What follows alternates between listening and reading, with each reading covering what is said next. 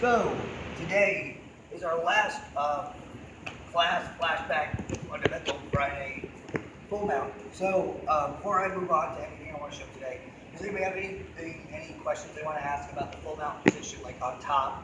Anything they want to troubleshoot? Anything they run into problems with in the rules that we talked about? Maybe something I didn't cover. Oh, they're doing this. What do I do in that case? Does anybody have anything they want to ask about? Anything they want to troubleshoot? No? Okay. Today I want to talk about kind of some things we can do to mitigate or even counter some of the common escapes to the mount, including the traffic roll, but also the elbow escape. So let's start out with the traffic roll. So we'll need you down. So just so that we're not all communicating on the same page here, what we're talking about is this move where she bridges, makes my hands close, traps an arm in some way. It could be hooked around like this. We'll put this pin in that. Or she'll drag my elbow across the center line like this. And then her goal, of course, is to bridge it and make me move and get top position. Okay. Reach out. So the first thing I want to note is this punch and trap version where they kind of get like a really deep overhook is, I would say, pretty flawed as far as a method. It does work. I mean, like, here's the thing, right? So we're here, she bridges, makes a post, whatever, my weight is heavy, she punches up, she grabs it, right? What I'm going to immediately think about doing is like owning this shoulder. Let me try this. Owning this shoulder. So what I might do is sprawl my hip back so that my knee kind of wedges against her hip, like lifting the shoulder. So she tries to bridge and roll me over at this point. I'm like really heavy on that side, and I'm kind of lifting the shoulder up. And a lot of times if they do this, you can actually start to isolate. I like this Kimura right here, because they've kind of isolated their arm in such a way to kind of expose the elbow, right? In the sense that you can think of it like their arm will never be, like, say you don't loop around to try to control the elbow, their elbow will never be closer to their body than my elbow is, right? So if I could just maneuver my body in such a way to make that difficult, like you're saying, like put that pressure on their elbow and make it difficult for them to keep it to their side, then I can open up the opportunity for them. So the basic answer, just to start with this trapping roll, is if they do the punch, boom, she traps, is immediately sprawl back. And I want to note, so that the camera can see my right leg. What I'm not doing is this. You grab it here, because she's going to start trying to get a guard. But I'm not striking that way. I need to wedge against, so I'm kind of flat on it. If I feel like I'm losing it, and we'll talk about this more, actually put a pin in that. I'll touch into, like, if I feel like I'm losing it, we'll go to the quarter guard sort of elbow escape style, right? So again, let's say we drop this arm. So bridge, right, I'm here, drop, and then I'm lifting. And then what I like to do from here, if they don't like immediately bring this back in, a lot of times they'll just bring this right back in, right? They'll recognize the situation has changed.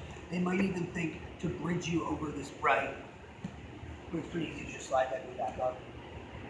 But if they don't respond accordingly, I'm over here and I'm threading. So that's one. It's just do that in that without all the other stuff, which is a business. So here, I drop. I hinge this knee. Does that make sense, guys?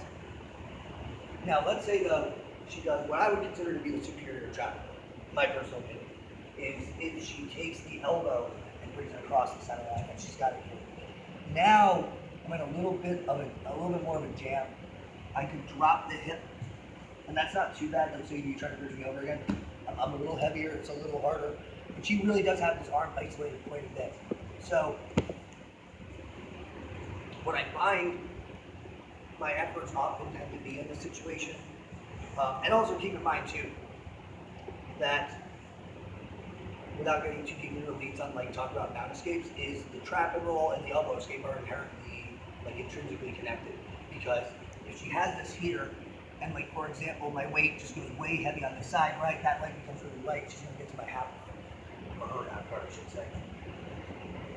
So I have to be kind of mindful of both of these things, right? So if I find we're here, she trapped my elbow, right? But and I can't drop this hip fast enough. She starts trying to bridge over.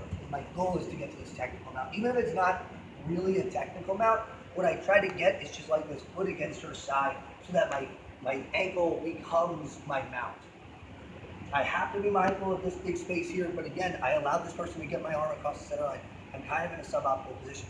If they don't mind this, sometimes this can actually become an S mount, but again, if their trap and roll is like pretty tight, at that point, they're probably elbows really tight against their side, right? So again, she bridges, grabs my elbow, drags across the center line, and I'm just here.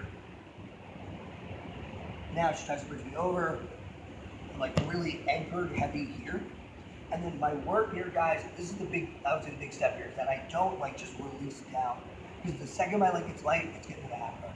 What I have to think about doing is grinding it to the floor. And then I can go here and I can start working this elbow out. Worst case scenario, if I get it, she has it, and I feel like I'm definitely, like I'm totally, she's like owning that 45, right, or whatever, or actually, yeah, that way, right, and I'm like way out of position to where I don't think I can get in it. Question. And let's say she's blocking my ankle too, right, so I can't step that foot up. I'm windshield wiper it. Just bailing. So I'll show that kind of, head face that. So let's say here, she bridges, traps the elbow, and she's got the ankle trapped. I can't step this foot up. I can drop my hip heavy to stall it out, but I still am stuck. I'm going this, and then I'm using that to sort of crowbar my way out of there. I lose the mount, but I don't get rolled over. So, to go through all that one more time, you now facing the hammer. Thank you. Number one, she bridges, like the arm. So let's say the first one, yep.